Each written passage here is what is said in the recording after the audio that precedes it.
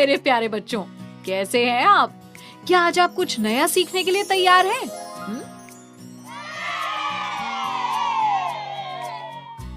बहुत बढ़िया। देवनागरी और रोमन संख्याएं। इस वीडियो में हम सीखेंगे देवनागरी संख्याओं को लिखने के नियम, रोमन संख्याओं को लिखने के नियम। बच्चों, फटाफट से 0 से 9 तक अंक लिखो। हाँ दीदी, लिखता हूँ। 0, 1, 2, 3, 4, 5, 6, 7, 8, 9। शाबाश चटर। जानते हो, ये हमारे अंतर्राष्ट्रीय अंक हैं। इन्हें हिंदी अंकों यानी देवनागरी अंकों में भी लिख सकते हैं। ऐसे, ये हुआ 0, 1, फिर 2, 3, 4, 5, 6, 7, 8, 9। अच्छा। और 9 से बड़ी संख्याएं बनाने के लिए इन्हीं अंकों की पुनरावृत्ति करते हैं। अब जैसे 10 लिखने के लिए पहले 1 लिखते हैं, फिर 0, तो देवनागरी संख्या में 10 लिखने के लिए पहले हिंदी अंक 1 लिख देंगे और फिर हिंदी अंक 0। ऐसे ही आगे की संख्याएं भी लिख सकते हैं। जैसे 11 लिखने के लिए पहले हिंदी अंक 1 लिखेंगे, फिर एक और बार 1।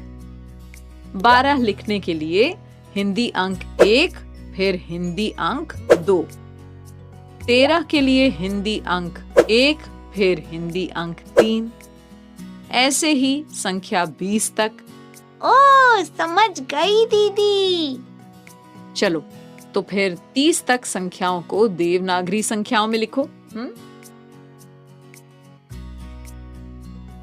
जी दीदी, लिख दिए। अरे वाह पटर, तो आसान है ना देवनागरी संख्याएं? हाँ। चटर, आओ अब इसी तरह 50 तक संख्याएं लिखें। ये हुआ 31, 32, 33, 34, 35, 36, 37, 38, 39, 40। ऐसे ही 41, 42, 43, 44, 45, 46, 47, 48, 49, 50। ऐसे ही 51 से 60 तक, 61 से 70 तक, 71 से 80 तक। पटर, अब क्या तुम 81 से 90 तक की देवनागरी संख्याएं लिख सकती हो? हाँ दीदी, ये 81, फिर 82, 83, 84, 85, 86, 87, 88, 79, 90। बिल्कुल मेरी होशियार पटर। फिर ऐसे ही 91 से 100 तक। तो ये हो गई हमारी 100 तक देवनागरी संख्याएं। बच्चों, अब इस घड़ी को देखो। अरे, यहाँ तो संख्याओं की जगह अंग्रेजी वर्णमाला के अक्षर हैं। ये कैसी घड़ी है दीदी? चटर, ये अंग्रेजी वर्णमाला के अक्षर रोमन संख्याएं हैं। ओह। यहाँ 1, 2, 3, 4, 5, 6, 7, 8, 9, 10, 11 और 12 को इस तरह दर्शाया गया है। तो क्या तुम बता सकते हो कि यहाँ कौन से चिन्ह बार बार प्रयोग किए गए हैं? ध्यान से देखो। इस घड़ी में V और X को बार बार प्रयोग किया गया है। बिल्कुल। I यानी 1, V यानी 5 और X यानी 10 है। इसके अलावा 50 को L से दर्शाया जाता है। तो चलिए अब रोमन संख्याओं को लिखने के नियम समझते हैं। नियम नंबर 1, किसी संकेत की जितनी बार पुनरावृत्ति होती है उसे उतनी बार जोड़ दिया जाता है। जैसे i 1 होता है तो i हो गया 1 + 1 2। तो पटर बताओ i का मान क्या हुआ? I हुआ 1 + 1 + 1 बराबर 3। हाँ, ऐसे ही x होता है 10, तो x हो गया 20 और x हो जाएगा 30। बिल्कुल। नियम नंबर 2, यदि छोटे मान वाला कोई संकेत एक बड़े मान वाले संकेत के दाईं ओर आता है तो बड़े मान में छोटे मान को जोड़ दिया जाता है। जैसे v के आगे i लिखने पर v यानी 5 में i यानी 1 जुड़ जाएगा और हो जाएगा 5 और 1 6। अब ऐसे ही xi का मान कौन बताएगा? दीदी, x यानी 10 और i यानी 1, तो xi यानी 10 और 1 11। शाबाश पटर। अब अगला नियम समझते हैं। यदि छोटे मान वाला कोई संकेत एक बड़े मान वाले संकेत के बाईं ओर आता है तो बड़े मान में से छोटे मान को घटा दिया जाता है। जैसे v के बाईं ओर i लिखने पर 5 में से 1 घट जाएगा और इसे 4 पढ़ेंगे। अब क्या तुम ix का मान पता कर सकते हो? x यानी 10 और i यानी 1 है ना। छोटे मान वाला संकेत बड़े मान वाले संकेत के बाईं ओर है, तो ix यानी 10 - 1 बराबर 9। हाँ चटर। नियम नंबर 4, कोई संकेत 3 से अधिक बार नहीं आता है और संकेतों v और l की कभी पुनरावृत्ति नहीं होती है। जैसे 4 लिखने के लिए 4 बार i नहीं लिखा जाता है और i और फिर v लिखते हैं।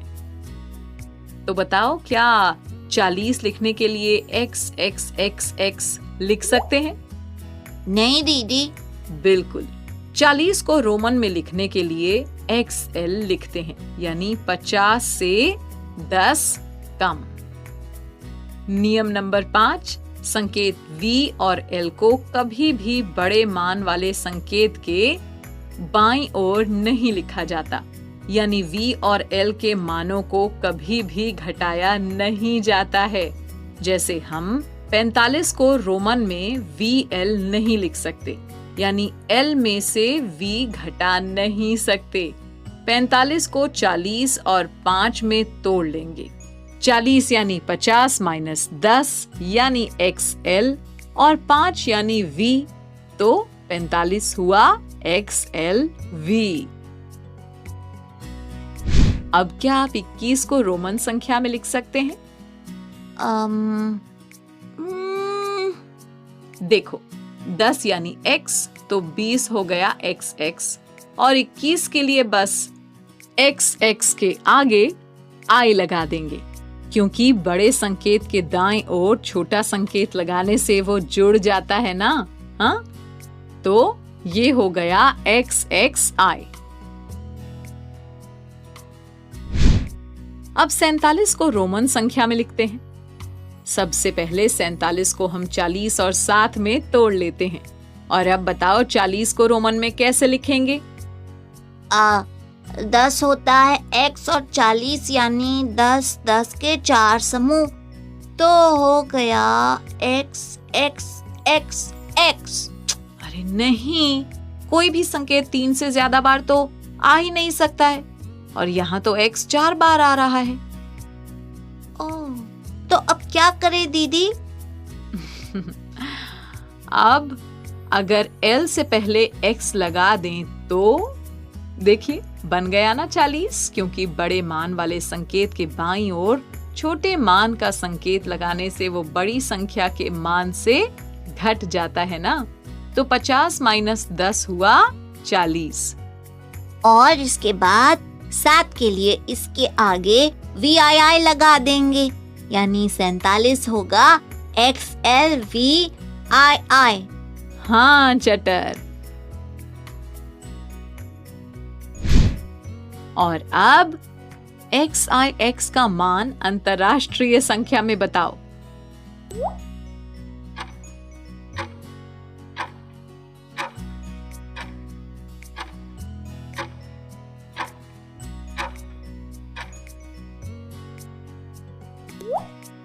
x होता है 10 और उसके आगे i और x है, मतलब 9।